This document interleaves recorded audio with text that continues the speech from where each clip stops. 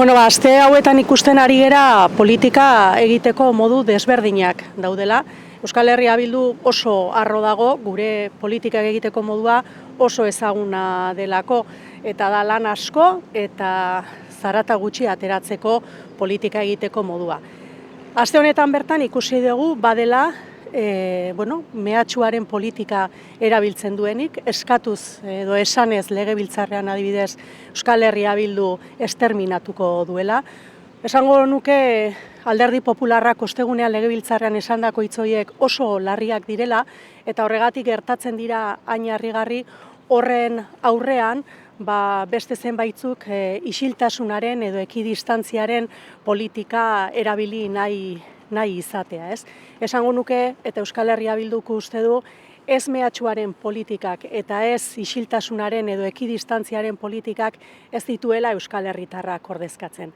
Aste hauetan ere ikusi dugu nola beste batzuk jarraitzen duten entxufismoaren, lagunkeriaren eta ate birakarien politika aurrera eramaten, eta hori ere esango nuke lagunkerian oinarritutako praktika politikoak ere ez dituela Euskal Herritarrak ordezkatzen, are gehiago Euskal Herritarrak asko haserretzen dituela, eta ikusi dugu baita ere nola ez gaituen ordezkatzen bai edo bai proiektuak burutu behar direnaren gobernantza eredua praktikatzen duen politika horrek, ez? Ikuspegi horretatik zoriondu egin nahi ditugu Busturialdeako herritarrak agortutako garapen eredu bati eta gobernantza eredu bati emandako lezioagatik.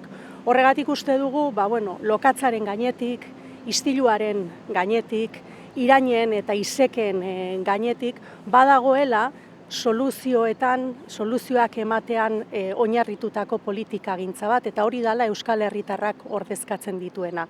Euskal Herria Bilduren politika egiteko modua da politika modu eredugarri bat, guk zero korrupzio kaso ditugu Euskal Herria Bilduren baitan, eta da politika egiteko modu bat aurretik jartzen dituena herritarrak gure siglen aurretik jartzen dituena, ez? Eta horren arabera desberdinekin akordioetara iristeko aukera ematen duena, eta hori ikusi dugu azkeneko astetan baita ere, bai udalerri desberdinetan edo atzo bertan Nafarroako parlamentuen aurrekontuen onarpenarekin, ezta?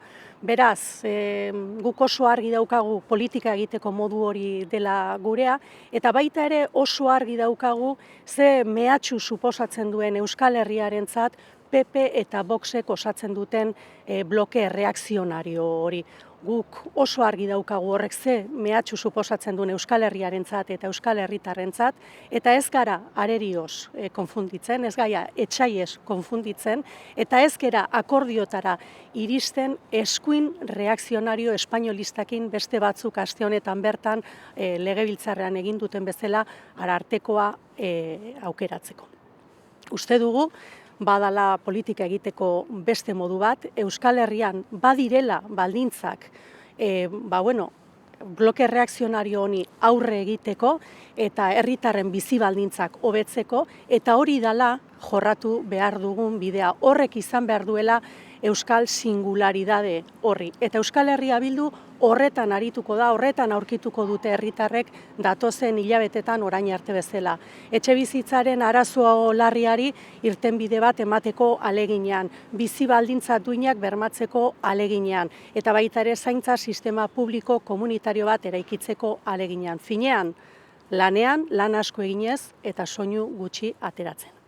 Zerri atxikitzen diozu azken astean gertatu dena legebiltzarrean? Esan nahi dut, giro hori edo Alderdi Popularraren